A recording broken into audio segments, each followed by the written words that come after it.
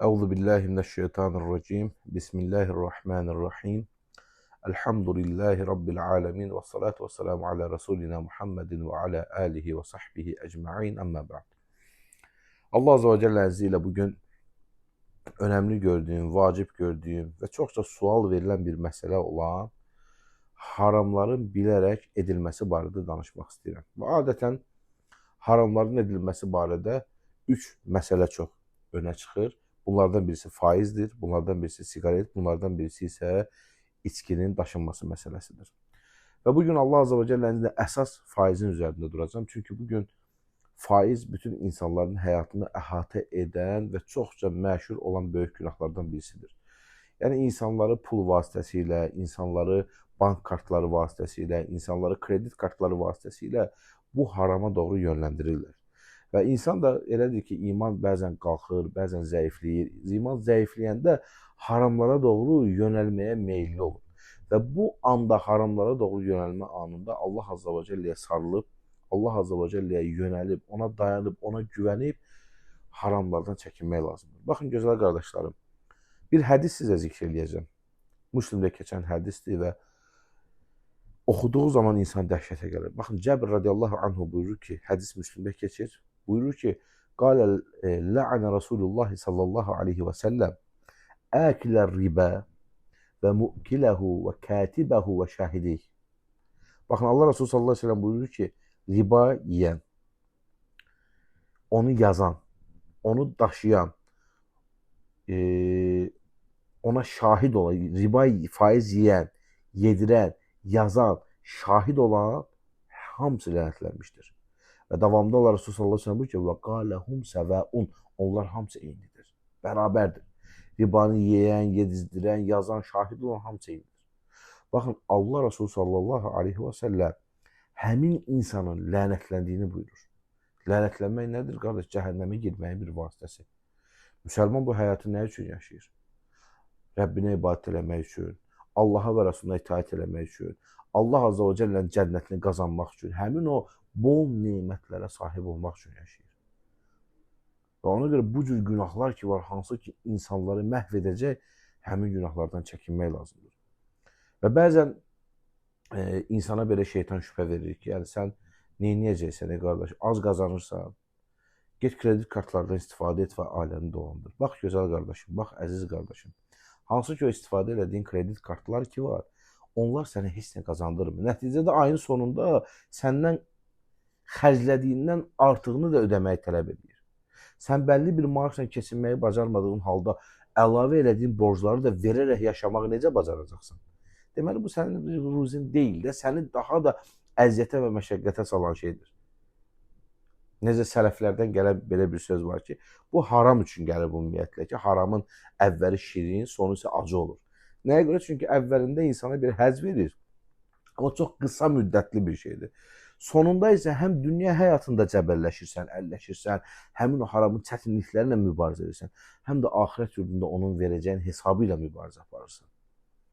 Baxın, yenə Müslimdə keçən bir hədisdə Rasulullah sallallahu aleyhi ve sellem deyir və ayəti oxuyur. Əyyuhənnəs, innallaha tayyibun la yəqbalu illə tayyibən. Ey insanlar, şübhəsiz ki Allah təmizdir və təmiz və halal olmayan şeydən başqasını da qəbul etməz.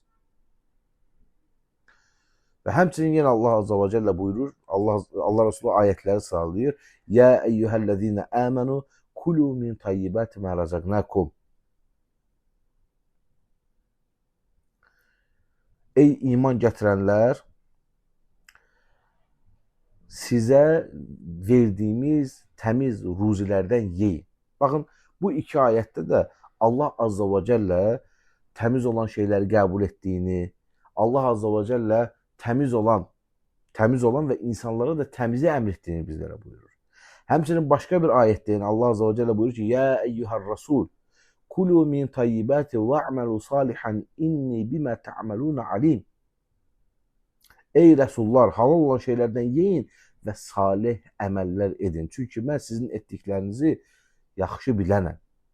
Və bu ayətlərdə Allah Azze ve Celle bizlərə ruzilərinin ən təmizini, ən gözəlini nəsib etdiyini bizlərə buyurur.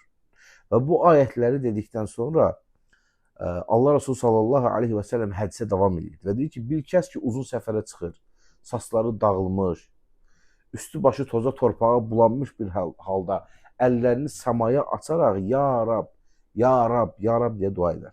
Halbuki deyir, onun yediyi haram, içdiyi haram, geyindiyi haram və özü də haramla qidalanır. Necə olsun ki, Allah Azze və Celle onun duasını qəbul etsin. Baxın, Allah Resulü sallallahu aleyhi və səlləm bu hədisdə gör necə hikmətlər var. İlk öncə insanlara halal nemətə, təmiz ruziyə doğru yönləndirir.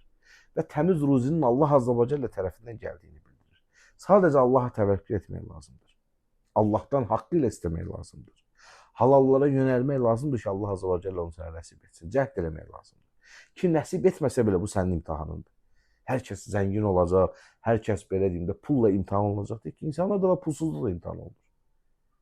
Allah Resulü sallallahu aleyhi ve sellem həyatına baxırıq ki, pulsuzluqla imtihan olduğu zamanlar da olur. Elhamdülillah, bərəkətli, zəngin zamanlar da olur. Sahabələrin də həyatı belədir. Qarnlarında daş bağladıkları zaman olur. Elhamdülillah, 2 mərtəbəli evləri olduğu, ticarətləri, dəvələri olduğu zaman da olur. Ona görə buna diqqət eləmək lazım, qardaş. İbn Rəcəb el-Həmbəl rahimehullah buyurur ki, halal yemək, içmək, geyinmək və halalla qidalanmaq duanın qəbul edilməsi üçün şərtdir.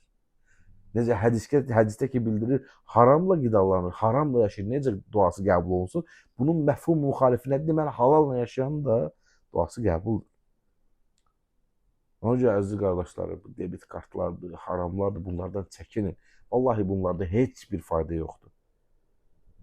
Siz elə zənn edirsiniz ki, bundan nəsə qabağa düşəcəksiniz, istifadə edirsiniz, həm harama düşürsünüz, həm ay sonu onun ödənişi gələndə ödəyə bilmirsiniz. Nəticədə siz aldığınız maaşla, şeytan sizi bundan anlatmışdı da, aldığınız maaşla yaşaya bilmirsən, get debit kartlar, kredi kartlardan istifadə edin. Aldığın maaşla yaşayamırsan, kredi kartla necə yaşayacaqsan? O da bir əlavədə ondan xərclədiyi bir dala qaytarmalısan da, özü də artıqlaması ilə, haramı ilə, faizi ilə. Baxın, görürsünüz şeytan insan necə alladır. Ona görə buna diqqət eləmək lazımdır. Bu günün ən böyük günahlarından, insanı cəlb edən şirin günahlarından birisi bu kredi kartlar, onların istifadəsi barədədir. Ona görə buna bulaşmayın qardaşlar, bundan uzaq durun, şeytanın sizi aldatmasına da aldanmayın. Allah Azze və Celle bizə eşitib faydalanan qullarını etsin. Allah Azze və Celle bizi xeyirlə mükafatlandırsın. Allah Azze və Celle bizə verdiyi o pak ruzi, təmiz ruzi ki var, bizə onları nəsib etsin. Əmin və elhamdülillahi Rabbil alemin.